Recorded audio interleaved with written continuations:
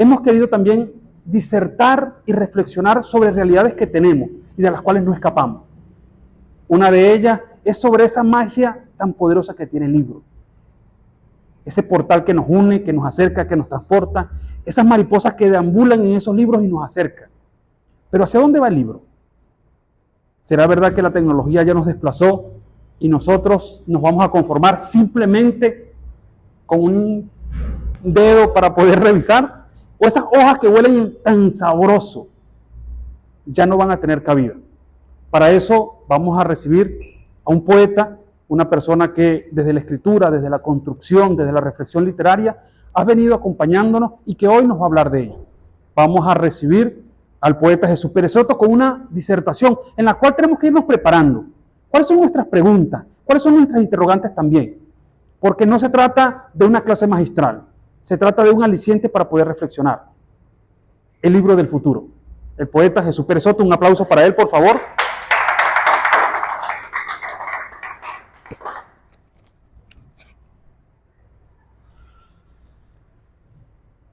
Hola, Nora. Hola, Jesús. Muchísimas gracias por regalarle este espacio al libro.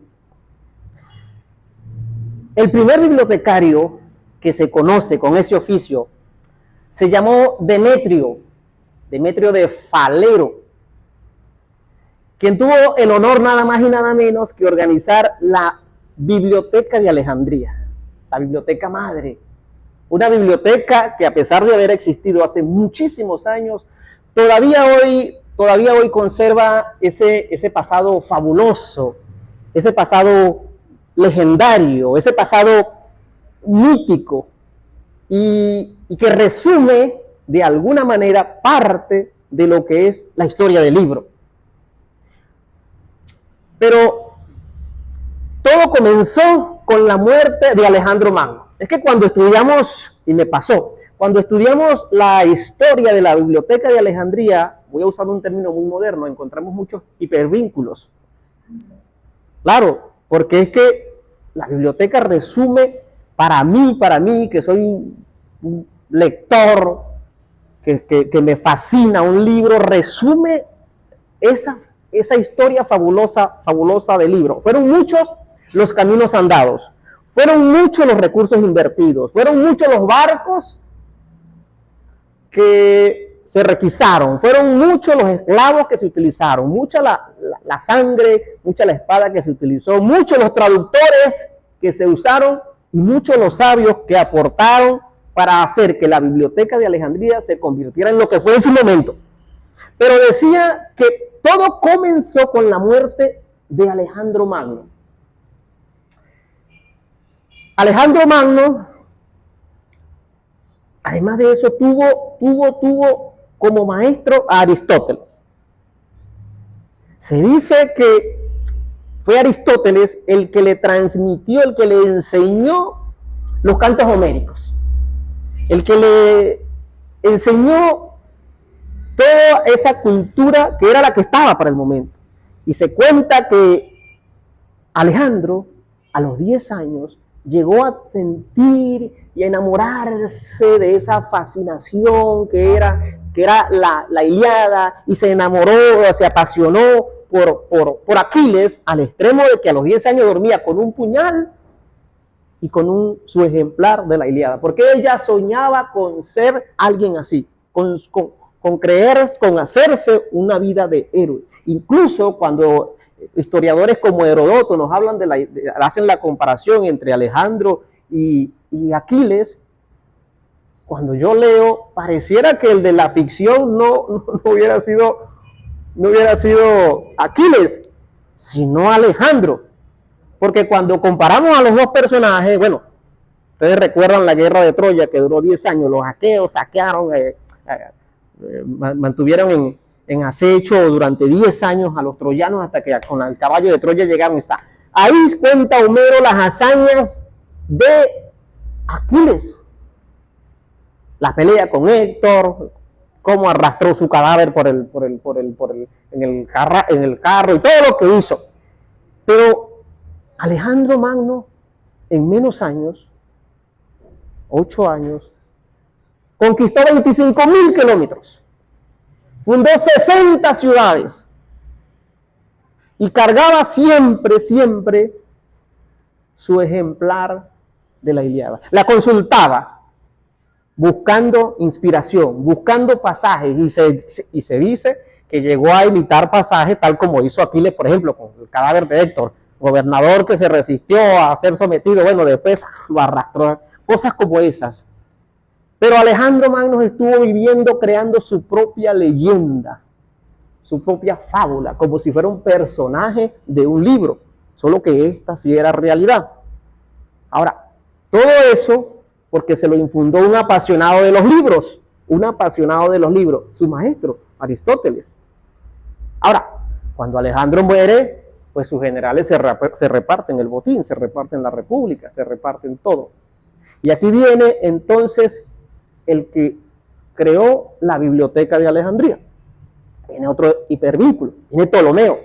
Ptolomeo era ese amigo personal, ese amigo íntimo también de Macedonia, de Alejandro.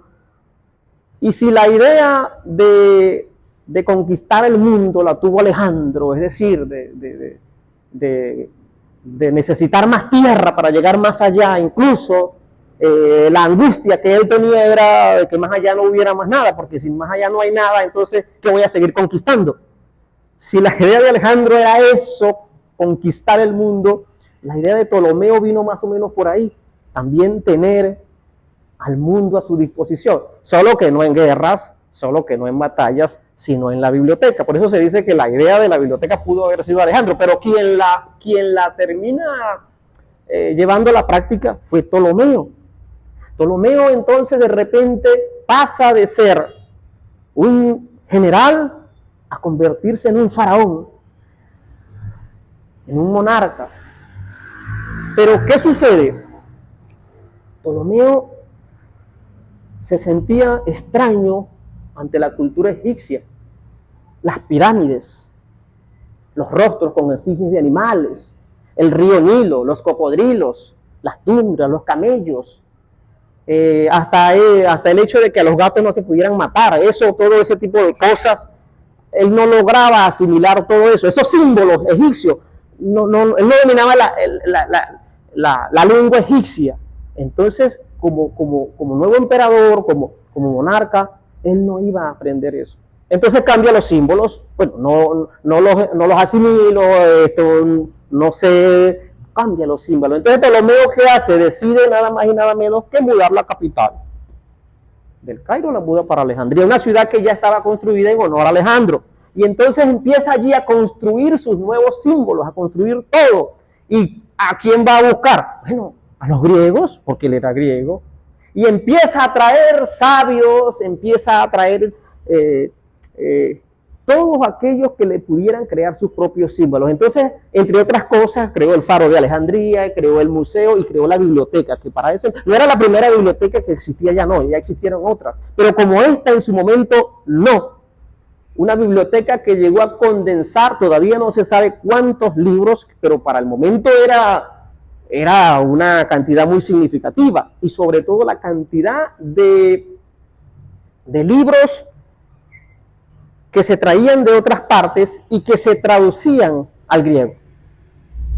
Ptolomeo no tenía esa chispa que tuvo Alejandro, ese sentido de grandeza, de conquistar, así, pero aprendió de su maestro a desenvolverse en el entorno, a desenvolverse. Y mudando, creando sus propios símbolos, entonces crea una Alejandría que por muchos años fue modelo. Los Ptolomeos duraron 300 años dominando Egipto. Una dinastía por completo. Fueron 13 o 14 Ptolomeos. Y ahí de esa misma descendencia es, ¿cómo se llama la mujer esta? Cleopatra. Cleopatra, de esa misma descendencia, que esa tenía otra chispa porque esa manejaba varios idiomas. Pero bueno, Ptolomeo entonces, ¿qué hace? Crea la gran biblioteca de Alejandría. Y entonces, antes de crearla, él, en esa búsqueda de quién le va a organizar el libro, va a buscar a Aristóteles. Porque Aristóteles, recuerdan que dijimos que había sido el maestro de Alejandro. Si Aristóteles había transformado a Alejandro en esto, bueno, me puede venir a transformar la biblioteca en algo grande. Pero había muerto Aristóteles. Había muerto. Entonces estaba su discípulo. Ahí es donde entra Demetrio de Falero y viene a organizar la biblioteca. Demetrio tuvo carta libre para buscar, para ir a cualquier parte a donde pudieran llegar para buscar material, para traducirlos, a traer sabios. Allí se construyó, incluso se tradujo la Biblia de los 70s. Allí, bueno, en ese momento la biblioteca es un punto crucial en lo que es la historia del libro. Ahora, ¿cuál era el material del que conformaban los libros en ese momento? El papiro. Pero la historia del libro no comienza, está claro que la historia del libro no comienza allí, en Alejandría, no. Porque mucho antes, ya la palabra, el lenguaje, había encontrado dónde ubicarse, dónde estar. Sí, las tablillas de barro, de madera que usaron en Italia. Un libro puede volverse público de muchas maneras. De memoria, como por ejemplo la Ilíada y la Odisea antes de la invención de la escritura, que fueron cantos que se transmitieron de generación en generación durante muchos años, porque recuerden que la escritura surgió tardíamente. Fue un proceso tardío para que surgiera la escritura. Y durante todo ese tiempo, una obra, ¿cómo se hacía pública? A través de la memoria. Pero también a través de la piedra, como por ejemplo, ahí está todavía hoy en un museo el código de Hammurabi, ese. Referencia universal de las leyes. Pero también las obras de Aristóteles en las tablillas de barro. Ya tenemos la memoria, la piedra, el barro, pero también los libros, el papiro, como por ejemplo la Biblioteca de Alejandría, pero también el pergamino, como por ejemplo la Biblioteca de Pérgamo, que era una ciudad troyana que estaba cerca. ¿Por qué? Porque cuando Alejandría decidió cortarle el suministro de papiros a Pérgamo, bueno, listo, no nos dan en qué escribir, no escribimos más, no. Bueno, ahí fue donde inventaron con las pieles las pieles de animal que la preparaban y la cuestión. Y durante muchos años, el papiro y el pergamino sirvieron para que el lenguaje consiguiera donde cohabitar. Sirvieron para que el libro se convirtiera en ese artefacto de aventura, de viaje. Porque ¿qué fue lo que hizo el rollo de papiro y el pergamino? Quitarle a sus ancestros, a la piedra, a los libros de piedra, al de madera y al de barro, quitarle la rusticidad de la piedra. ¿Quién iba a andar por ahí con 2, 3 ejemplares?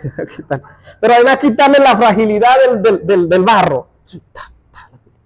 Pero además quitarle lo volátil de la memoria. Entonces en el papiro, el libro empieza a encontrar una forma diferente, más cómoda de viajar. Y eso fue así hasta que se inventó nada más y nada menos que la imprenta. La imprenta significó una revolución increíble para el libro, porque entonces, ¿qué sucedió? Las copias de los libros se triplifican muchísimo. La imprenta, muchísimo.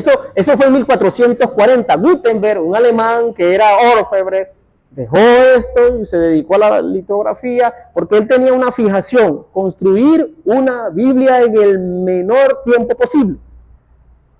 Y en 1456 se publica la Biblia en dos tomos, los dos de 300 páginas. Ahora con la imprenta empieza un nuevo material a convertirse, en la materia prima, el papel. El papel empieza entonces a hacer a un lado al papiro y al pergamino.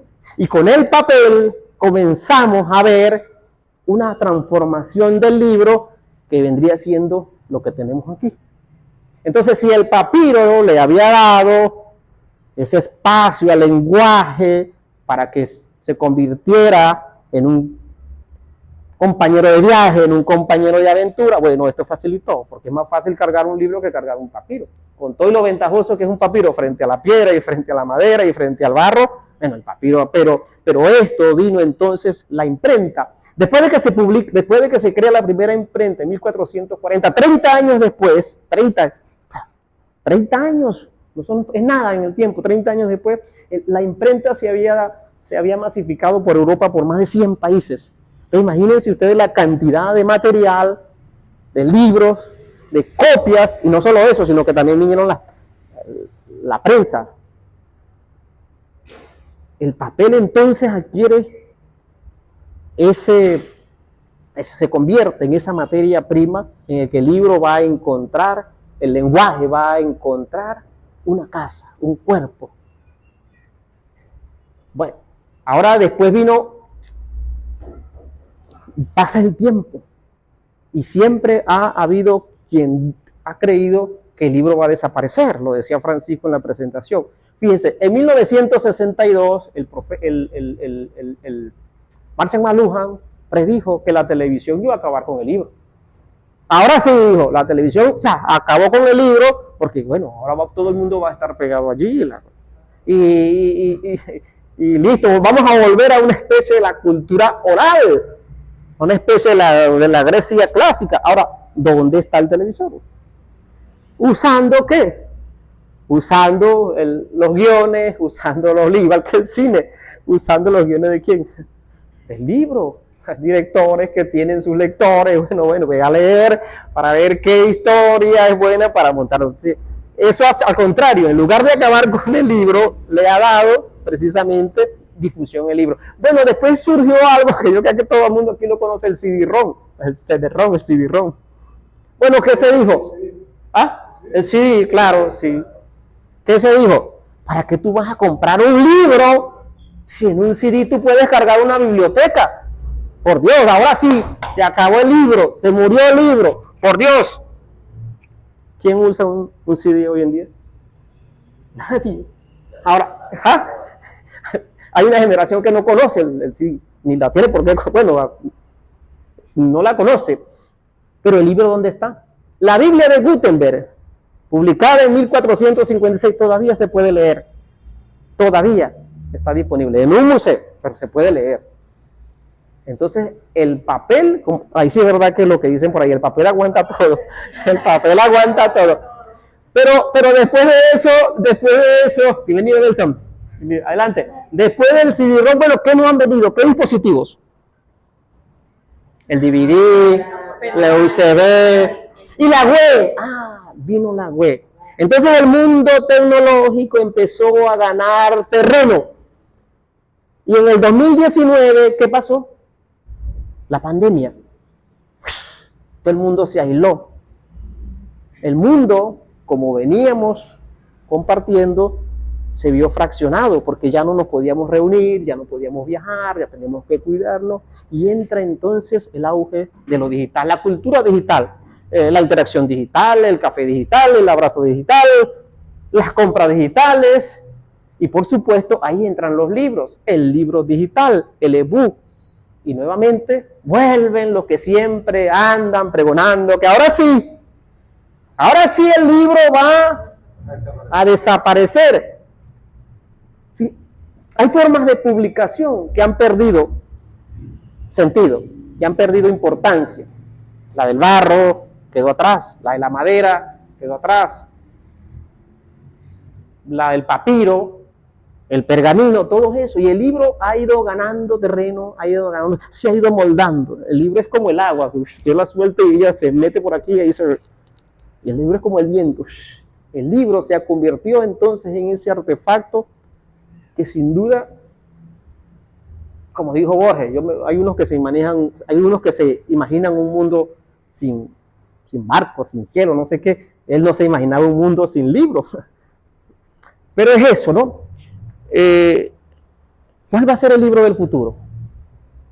¿Cuál va a ser el libro del futuro? Quienes están preocupados actualmente Yo no creo que sean los lectores principalmente. Yo no estoy preocupado. Yo todavía tengo muchos libros por allá que leer. Yo no creo que ustedes como lectores estén preocupados. Quienes están preocupados son las editoriales. ¿Por qué? Porque las editoriales tradicionales, que en este momento no se adapten a ofrecer, bueno, te lo publicamos en papel, pero también te lo publicamos en ebook, sí, están cerrando, están en la cuestión. Porque es la tendencia.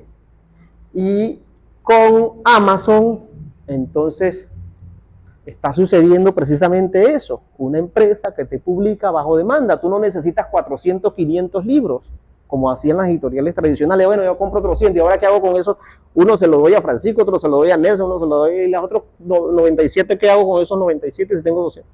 Me ocupan un espacio, me ocupan... Ahora estamos en el momento en que necesitas dos te publicamos. Listo. No lo quieres tener en papel, lo quieres tener... Listo, te lo publicamos en físico. Entonces, las grandes editoriales, si no digitalizan toda su biblioteca, pues van quedando. Ahora, realmente decía que a los lectores no nos tiene que preocupar lo del libro, porque nunca en la historia de la humanidad se ha escrito tanto. Jamás se había escrito tanto como en este momento. Ni nunca se había publicado tantos libros. Ni leído tanto. El problema con lo que está pasando, mi compadre tiene un dispositivo, es que esto también se vuelve, el problema con los libros electrónicos es que se vuelven obsoletos. ¿Por qué? Porque van necesitando nuevos programas, van necesitando nueva tecnología y entonces ya tiene que buscarse otro. Porque esto viene para cierto periodo. Ese problema lo está presentando el libro digital. Ahora, ¿qué problema está presentando el libro en papel? Hasta ahora ha superado, ahí está la historia, hasta ahora ha superado todas las etapas. Y llegará un momento en que no se pueda publicar material en papel en gran demanda, porque no se va a necesitar. Pero los países serios que están haciendo, tienen en algún lugar una biblioteca para guardar la memoria, porque vuelvo con Borges, el libro es una prolongación de la memoria. Por eso algunos países están guardando en algún lugar un ejemplar de cada. Y por eso algunos gobiernos acaban con los libros para quitar precisamente, intentar borrar la memoria de ciertos pueblos. Entonces el libro tiene un poder tan importante, importantísimo, no solo ahorita. Es un tesoro. Mire, usted dice eso, cuando Alejandro Magno conquista Persia y le entregan los tesoros, se le aparecieron con un cofre, una belleza que él nunca había visto, algo. ¿Y qué hizo él con ese cofre? Lo recibió, lo abrió y allí metió su ejemplar de la Ilíada. O sea, ese era el tesoro de Alejandro, por eso se convirtió en lo que es. Y por eso decía el maestro Tomás, ¿qué es un libro? Un libro es un tesoro donde guardamos las mejores palabras. Un libro es un tesoro donde guardamos las mejores palabras. Por eso ese tesoro yo no creo que desaparezca de la noche a la mañana así por así. Por eso ese tesoro yo creo que si bien hay menos lectores que lectores, esos que pujan todos los días por leer, esos poquitos que nos reunimos en espacios como este, le damos vida, bienvenido Juan, le damos vida y le seguiremos dando vida al libro. El libro tiene mucho futuro. Desapareceremos nosotros y no sabremos a lo mejor qué material va a existir, porque como repito, hay una forma de publicación que pierden importancia ya, y no sabemos cuál será esa otra que va a existir. Pero yo puedo inferir, será por mi pasión lectora, que el libro nunca va a dejar de existir. que siempre nos va a acompañar y Dios quiera que así sea.